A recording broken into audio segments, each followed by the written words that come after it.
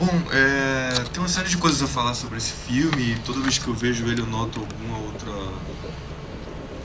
outro arranjo de montagem muito interessante, muito sugestivo. Mas eu queria começar falando um pouco sobre o Stuart Hall e contando uma anedota sobre a passagem de Hall pela Bahia. Em 2000, ele foi convidado por Abralic e ele já estava doente, então o pessoal que estava na organização da palestra dele, ele pediu que a palestra tivesse acesso livre e que todos pudessem ir, e as pessoas que estavam envolvidas na organização do evento disseram que estavam muito preocupadas com ele, não queriam que ele fosse muito incomodado, porque muita gente já estava indo ali para vê-lo, ele já era um nome muito conhecido no meio universitário brasileiro.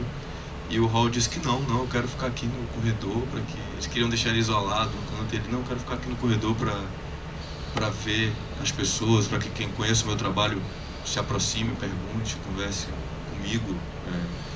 Então eu acho que essa anedota ela é bastante emblemática de uma disposição intelectual, mas que também é uma disposição política que atravessa a carreira do Stuart Hall, que é esse ímpeto de se comunicar com o máximo de pessoas possível e para além do perímetro tradicional da academia, dos fóruns acadêmicos, né? Como o filme coloca, o Stuart Hall foi pioneiro ao deslocar os objetos da mídia, como cinema, música popular, televisão, como objeto digno de discussão, digno de investigação intelectual. Porém, talvez mais importante ainda do que isso tenha sido a própria percepção que o Hall teve muito cedo de que esses novos espaços de comunicação poderiam servir como plataformas para dar visibilidade às questões que ele queria colocar. Então, desde o início dos anos 60, ele começa a participar muito ativamente em programas de rádio e televisão. E esse filme, ele não tem nenhuma entrevista feita pelo Aconfa com o Stuart Hall. Ele é todo feito com registros de arquivo dessas participações do Hall na TV e no rádio do Reino Unido, né? Então acho que isso é muito importante. Se vocês virem, um outro aspecto desse desejo do Stuart Hall de tentar amplificar o alcance do tipo de pesquisa que ele estava fazendo, amplificar o alcance das proposições que ele tentava avançar com os estudos culturais, é que ele foi um participante ativo da Open University, que foi um experimento de universidade popular que houve na Grã-Bretanha. Então, eu acho que isso é muito importante, e acho que isso é muito palpável quando você lê os textos do Hall, né, que são escritos que têm bastante complexidade, mas que sempre tentam se aproximar do leitor, independentemente de qual seja o background daquele leitor, o repertório dele, né? Tem uma coisinha, um errinho de tradução quando ela fala nova esquerda, sempre quando ele fala nova esquerda na legenda, na verdade seria melhor se tivesse deixado no original, que é New Left. Ele se refere a New Left Review, que foi uma revista muito importante da qual ele foi um dos editores. Então, só uma nota de uma correção. Tem um aspecto desse filme que eu acho que é muito interessante, que eu acho que é muito emblemático da forma como o John Aconfer lida com as imagens de arquivo, né? Que o Aconfer, o recurso ao arquivo, o uso do arquivo é o aspecto definidor da estética dele, que atravessa todo o trabalho dele. Mas as imagens nunca estão ali para ilustrar uma ideia, né? Elas sempre tentam produzir efeitos inesperados a partir da relação entre uma imagem e outra, ou entre uma relação ou da relação entre imagem e palavra, né? E tem eu vendo esse filme agora, eu notei pela primeira vez, não sei se vocês perceberam, porque tem um momento que ele fala sobre protestos contra a bomba H. E ele começa a falar isso, e simultaneamente a imagem que vemos é uma imagem de arquivo de uma vaca num campo verdejante, quer dizer, uma imagem bastante emblemática na cultura britânica, que traduz muito intensamente um sentimento de tradição, de uma espécie de tranquilidade imperturbável daquela paisagem inglesa. E ele usa aquela imagem justamente para... E essa imagem dialoga com uns experimentos com a bomba H do Reino Unido, né? Então, quer dizer, ele tá fazendo um uso bastante irônico dessa imagem, bastante tradicional. É uma imagem que tem até... ela é muito corriqueira e tem um disco do Pink Floyd que tem uma imagem igual àquela. Eden Mother, um disco de 1970. Então é uma imagem bastante emblemática da paisagem britânica. E essa imagem retorna uma outra vez no filme, que eu acho que talvez um dos usos mais poéticos e mais vigorosos, mais interessantes do arquivo nesse filme, que é quando ele diz que o nosso tempo é definido por uma revolução permanente. Então nós vemos essa imagem do campo inglês e a imagem da vaca sendo rodeada por inúmeros pássaros, um monte de pássaros estranhos que estão ali rodeando, incomodando aquela vaca, e a vaca começa a saltar no campo. E você tem aquela imagem dos pássaros que estão ali, daquele elemento estranho que está perturbando aquela imagem, né? Então é o tipo de intervenção que é muito recorrente no filme dele, né? Os filmes dele não fazem um uso... não tentam recuperar apenas um passado, recuperar um tempo que se foi, um tempo remoto a partir do arquivo, né? É sempre um uso bastante inventivo, que tenta sempre criar uma outra ordem de rima visual, uma outra ordem tenta deslocar o sentido originário da imagem e tenta evocar um outro espaço, um outro lugar de pensamento, né? Eu acho que o cinema do Aconfer, ele é muito estimulante na medida em que ele representa uma expressão muito eloquente de uma ambição muito antiga na história do cinema, que era usar o cinema para produzir pensamento, né? Usar o cinema como uma plataforma de pensamento, né? O Godard diz que essa é a vocação realizada do cinema, né? Do ponto de vista dele mais nostálgico e o meio apocalíptico, por outro lado. Enquanto eu acho que no Aconfer, essa vocação do cinema como forma de produzir pensamento, de gerar ideias, de gerar conhecimento, ela encontra uma potência muito forte, né? E tem um outro aspecto do filme que eu acho muito interessante, e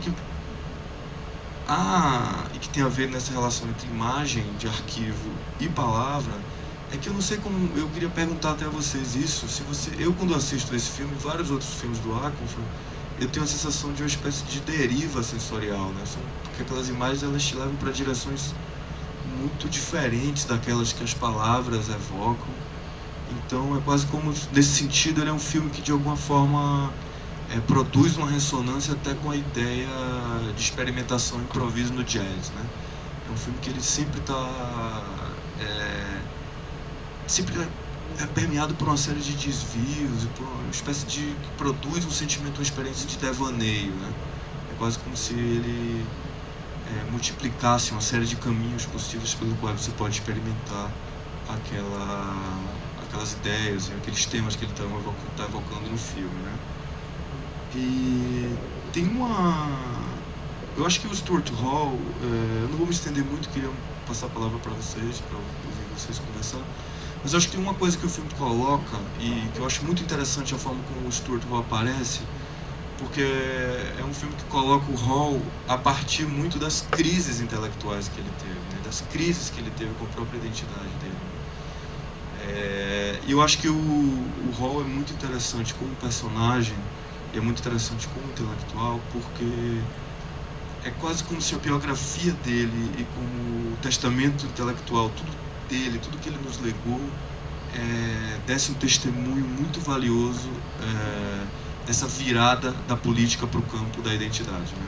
Dessa virada da política para o campo da vida privada, da subjetividade, na qual questões de raça, sexualidade, gênero passaram a frequentar o campo das disputas políticas com muita força, das reivindicações políticas com muita força. Então acho que a própria trama da vida de Hall exprime, de certa forma, o porquê dessa virada, né? Eu acho que o filme, de alguma forma, ele aponta e sinaliza isso, para isso em diversos momentos.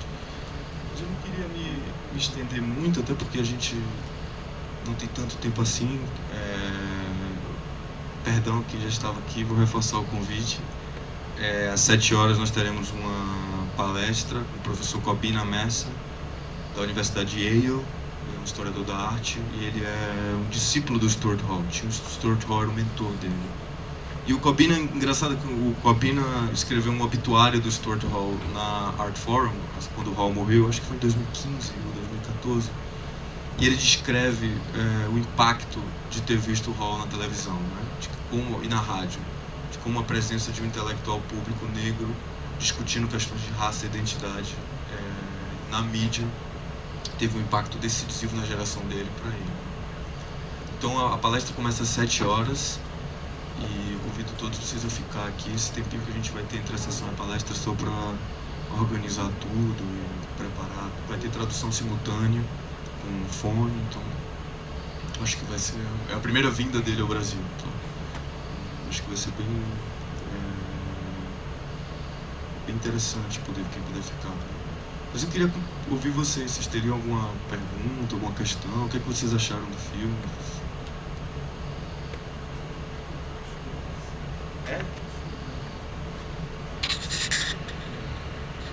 Um belo painel visto do lado escuro, me parece esse filme, porque ele faz uma história que alcança, eu acho que a minha própria trajetória também, mais ou menos no mesmo período de vida que eu tenho. Eu acho que eu estou na faixa dos 60, para a idade dele. Do Hall. O Hall faleceu. Mas cuidado, ele teve. Eu não sei, acho que ele era mais velho que isso. Então, mas eu acho que eu teria muita identificação com ele, não só no que ele fala, mas na contemporaneidade dele. E uma das coisas que me chamam a atenção inicialmente é que ele toca logo no início da questão da colonização da etnia judia na Inglaterra, que é verificável em todos os estratos sociais. Eles são mais concentrados na melhor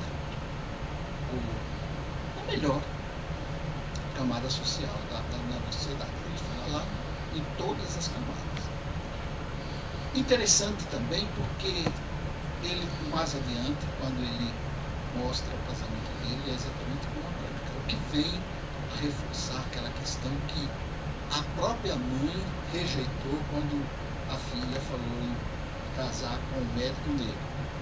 E ele fez exatamente o contrário, mas obedecendo à orientação, entre aspas, da mãe, que ele precisaria embranquecer. Acho isso muito sintomático porque vem a calhar com a nossa questão racial também. E tem outros pontos muito interessantes, né? Todos eles são muito interessantes. Mas o que me chamou bem a atenção é que o diretor não radicalizou. Ele mostrou uma Inglaterra como ela ainda é assim, mas menos miscigenada, nunca vai ser miscigenada, mas não foi radical. Me parece que é otimista, tanto do ponto de vista do personagem como do próprio diretor. E para mim é uma grata surpresa, tanto que eu gostaria de rever esse filme, mas cuidadosamente, cada cena, cada tema que ele trabalha, é possível. A gente conversa sobre isso depois. Obrigado, realmente eu concordo com ele em muitos aspectos. E isso me chamou a atenção. Primeiro, a elegância da militância dele, né? Porque ele extremamente colocando os argumentos de uma maneira muito intelectualizada, mas firme, mas sem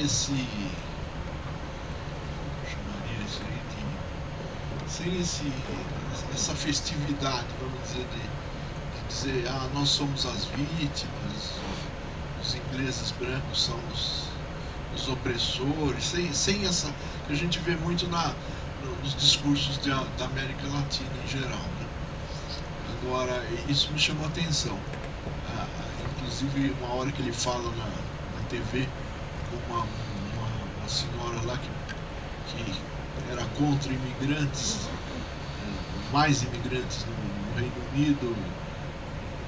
Ele realmente fala de uma maneira, o diretor filma essa sequência, mostrando realmente como ele desarma essa mulher, né?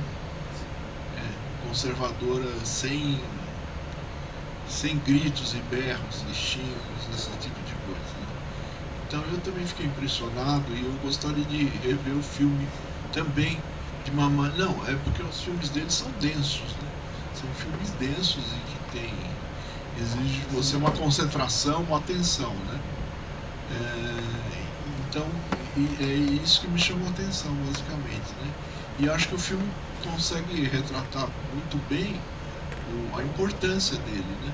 Como intelectual negro no Reino Unido, né? Eu acho que isso ficou bem claro para mim, né? Quanto ao problema do Miles Davis, aí eu não sei.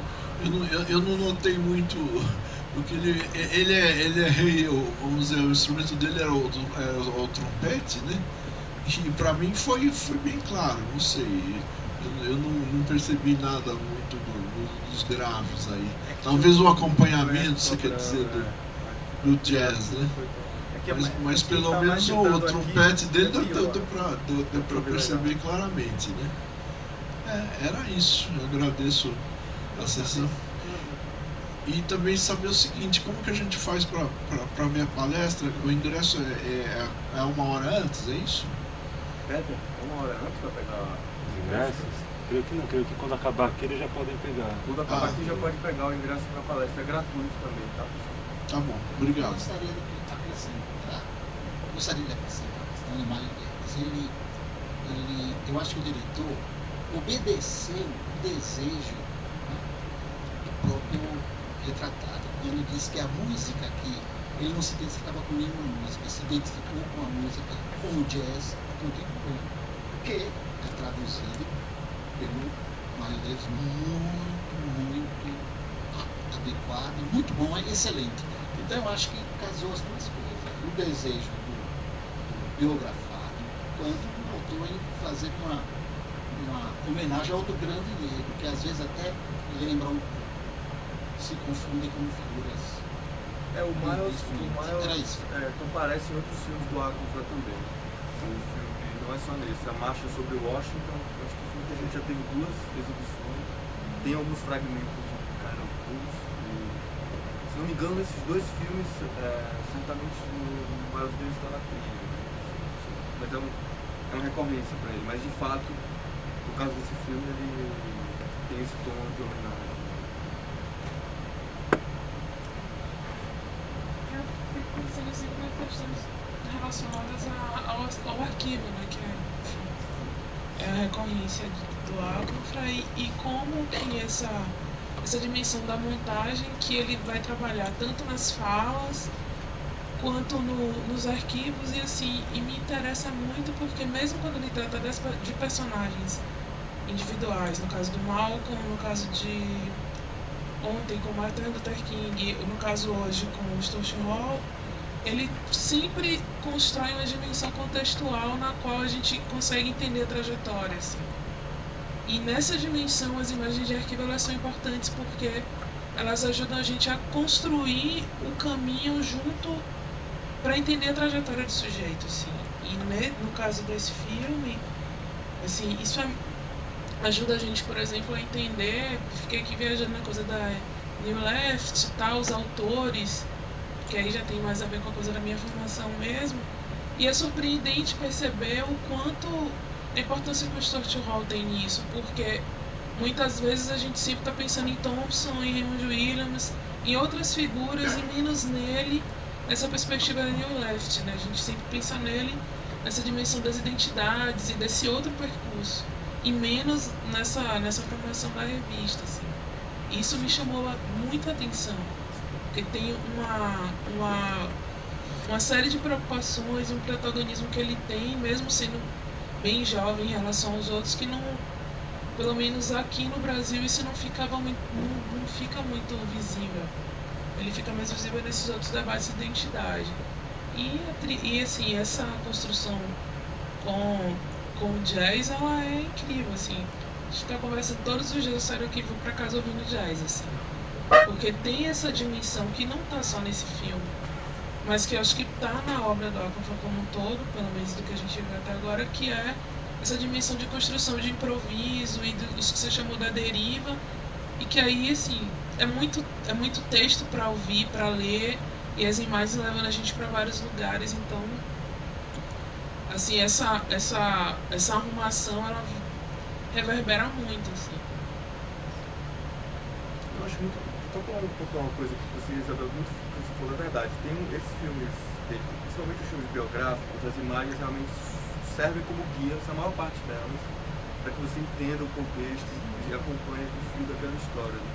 Mas tem sempre uma outra imagem que de alguma forma escapa, né? Por exemplo, quando ele fala eu rechacei aquela identidade, eu recusei aquela identidade, eu não queria mais aquela identidade. E ele corta da imagem pro hall para essa imagem de um vendaval ou de um desbordamento, um alagamento. Então, um filme como Nine Muses, por exemplo, todo ele entremeado de paisagens hostis, um filme sobre a imigração.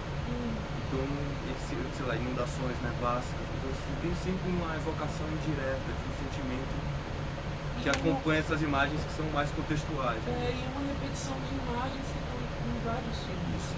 As pichações a respeito, né, do Negros Voltem, Inglaterra Branca, ou uma coisa também do telefone, o navio. O navio, vários filmes aquela imagem aparece. A coisa do telefone também aparece muitas vezes, da secretária eletrônica aparece muitas vezes. Fora a coisa toda da água, da memória. Tem algumas marcas assim muito colocadas. Alguém mais quer fazer algum comentário?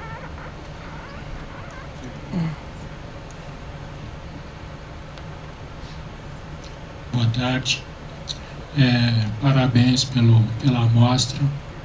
E eu agradeço a irmã que está aqui atrás de mim, a Maria das Dores, que eu ouvi a chamada na Cultura FM sobre essa mostra, mas acabei por outros trabalhos, acabei esquecendo.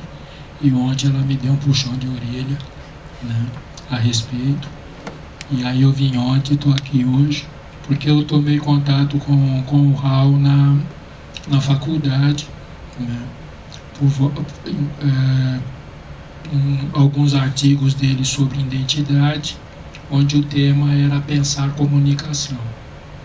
E foi de encontro essa relação de música, fotografia, cinema, vai um pouco de encontro à minha trajetória, que eu faço um pouco de cada coisa, inclusive literatura. E foi muito interessante porque ele acabou, eu não vou lembrar agora porque já fazem quase 10 anos, mas um dos livros dele está citado no meu TCC, que foi a representação do negro na imagem publicitária, né?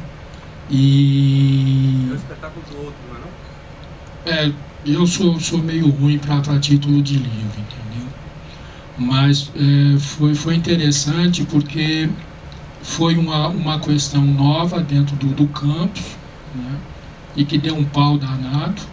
E ontem eu e a Das Dores, nós estávamos falando, inclusive ela falando para mim, sobre agora esse rechaçamento com essa explosão que houve da classe C, né? E tem uma passagem no filme que, de certa forma, endossa isso. Quer dizer, na medida que o povo negro e o povo oprimido sai do controle e consegue ascender, entra em pânico, aquela parte lá que vai pegar meu emprego, tal, né? Nós estamos vivendo esse quadro aqui no Brasil, por exemplo, e que vai de encontro, por exemplo, aos patrulheiros anticotas, por exemplo, e por aí vai, né? Mas é interessante isso, e concordo com os outros dois ali. É o que eu chamo de filme cebola, é cheio de camada, e cada camada te leva para um sentido diferente. Quando você começa a pensar que você entendeu, você já está recebendo outra. E provavelmente cada revisitação que fizermos ao filme teremos um entendimento diferente. mas é um filme denso e que pede mesmo que seja revisto, né? Uma coisa que eu achei interessante tanto nesse quanto no de ontem da marcha é que ele pega tanto imagem de arquivo do passado e deu, assim, se eu tiver errado você me corrige, me pareceu, é tipo assim, essa sala ter sido fotografada, digamos, há 50 anos atrás, numa tecnologia, e aí vem uma pós-produção e fotografa ela novamente hoje em 2017. Então você tem uma imagem passada e presente do mesmo local, só que ela está num contexto diferente. E isso dá esse link de passado e presente, como ele fala que essa ruptura com o passado, ela se dá de forma gradativa. Porque eu penso assim, se por exemplo, se trouxer só uma imagem, digamos, de 50 anos atrás, do Centro Cultural Banco do Brasil, nós vamos ter um entendimento. Se trouxer de 2017, você vai ter outro entendimento. Mas quando você consegue trazer as duas, aí você gera uma terceira compreensão. Deu para entender? Não, deu para entender. É mais ou menos isso. O que me passa assim, dos dois filmes dele que eu assisti, e agradeço aqui a Irmã das Dores, né, esse link, porque a gente sabe que fazer essa ruptura com, vamos se dizer, com o vício colonial, é tipo assim, você passou fumando ou bebendo a vida inteira, de repente você corta. O que você vai botar no lugar? Sabe? Quer dizer, tem que ter alguma coisa que vai substituindo, que te leva para um novo. E senão você volta para o velho de novo, então você enlouquece. Que foi a conversa hoje que nós tivemos mais ou menos nesse sentido. E que, de certa forma, tanto o filme de ontem quanto o de hoje coroa isso. Parabéns mais uma vez. Estou falando demais. Não, obrigado. Achei muito interessante o que você falou. Eu só quero fazer uma pontuação aqui, só em relação ao que você disse. Vocês estão me ouvindo aí no fundo? Sim, tranquilo. O Aconfra, a relação dele com o arquivo, tem muito a ver com isso que você falou, assim. Ela é muito mediada pelo olhar do presente. Ele é muito carregado pelo olhar do presente. E o Aconfra, ele tem uma frase que eu acho que sintetiza muito o tipo de abordagem que ele quer fazer do arquivo. Que ele fala o seguinte: toda imagem é uma súplica por um futuro. Então ele olha para as imagens do passado e ele sente que ele tem uma responsabilidade com aquelas imagens. Que aquelas imagens continuam a gerar problema, continuam a dizer coisas a nós no presente. Entende? E essa questão que você colocou é muito interessante e está muito em diálogo com os filmes deles. Porque como é que você recupera? Como é que você ativa o sentido daquela imagem? Como é que você ativa o sentido de uma imagem de um homem negro filmada por um olhar branco que racializa aquele homem negro o tempo inteiro, no lugar de uma ameaça como criminoso, como muitos arquivos aos quais ele recorre faz. Então o Aconfra, ele usa muito, se vale muito da palavra, dos textos literários, das alegorias e da montagem, de certa forma, para tentar recuperar essas imagens do passado e deslocar o sentido delas. Mas eu entendi essa observação que você fez. Rapidinho, que ele tinha pedido antes. Eu também agradeço, né, pelo filme, foi muito bonito também. É uma coisa que me chamou um pouco a atenção também é o impacto, né, que sua experiência de imigrante lá na Grã-Bretanha, né, teve sobre a visão que ele tinha dele sobre a sua própria identidade. Eu falo também que eu também sou imigrante, então eu percebi no filme, né, quando ele voltou, né, para sua terra, né, a conversa que teve com sua mãe mostrou que ele mudou um pouco a visão que ele teve dele. Ele foi como estudante, então o estatuto dele é bem diferente dos outros imigrantes. Aí a mãe dele queria fazer essa diferença entre ele e os demais, né, imigrantes, mas ele percebia naquilo que a mãe estava falando, a sua própria imagem. Né? Isso é um fato que a gente, que é imigrante, vive também, essa solidariedade, né, com os demais imigrantes. Independentemente do seu estatuto, você pode chegar aqui como estudante ou ter uma condição um pouco melhor que os outros, mas quando você olha o outro imigrante sendo agredido, sofrendo, sente a mesma coisa sendo imigrante, né? Então eu falo porque eu sou integrante de uma ONG de imigrantes que tem imigrantes de várias nacionalidades, de vários lugares. Mas ali a gente não percebe essas diferenças, né? A busca é sempre para a integração, partilhar as dores do outro também. Então esse filme um pouco me ajuda também a refletir nesse sentido, né? Uma experiência que eu estou vivendo também no meu dia a dia. Então um pouco é isso.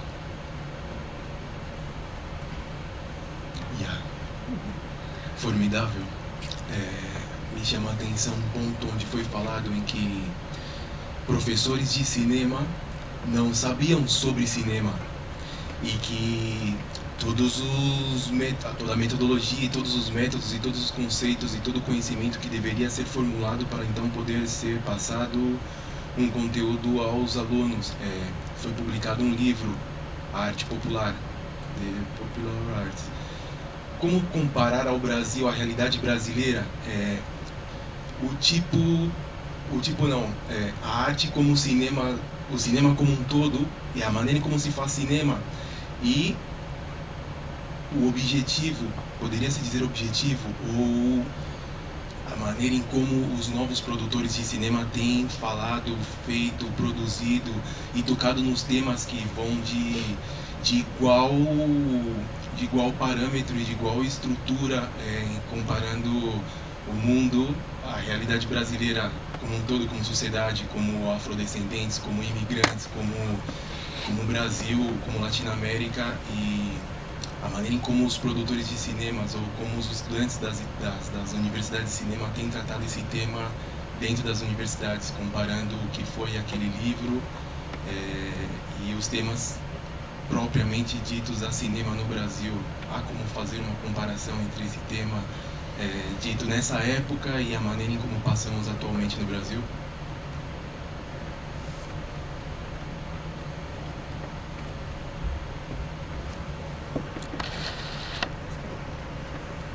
Eu acho que quando o Hall cita aquele livro, ele estava tentando falar um pouco sobre uma espécie de vácuo teórico, intelectual, que não existia um repertório teórico para lidar com cultura de massa, com cinema, naquele período, né, que os professores não estavam preparados, os acadêmicos não estavam preparados para isso, naquele momento.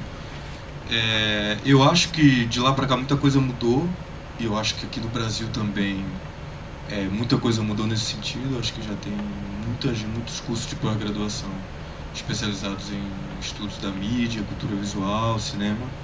Isso por um lado, então acho que a gente está vivendo um panorama bastante diferente daquele que ele descreve. Por outro lado, só um minutinho. Em relação à discussão sobre etnia, negritude na academia brasileira, eu acho que houve uma grande virada nos últimos 10 anos depois da introdução das cotas, né? Ainda estamos muito aquém em várias universidades, né? A USP só foi adotar isso ano passado, ou esse ano, não sei. Esse ano, né?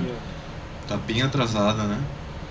E vários cursos de pós-graduação ainda não adotaram, vários departamentos começaram a adotar muito lentamente ainda, mas eu acho que depois de 10 anos de cotas nas universidades públicas, pelo menos eu falo pensando na UFBA, na Bahia, de onde eu venho, que foi em 2006, se não me engano.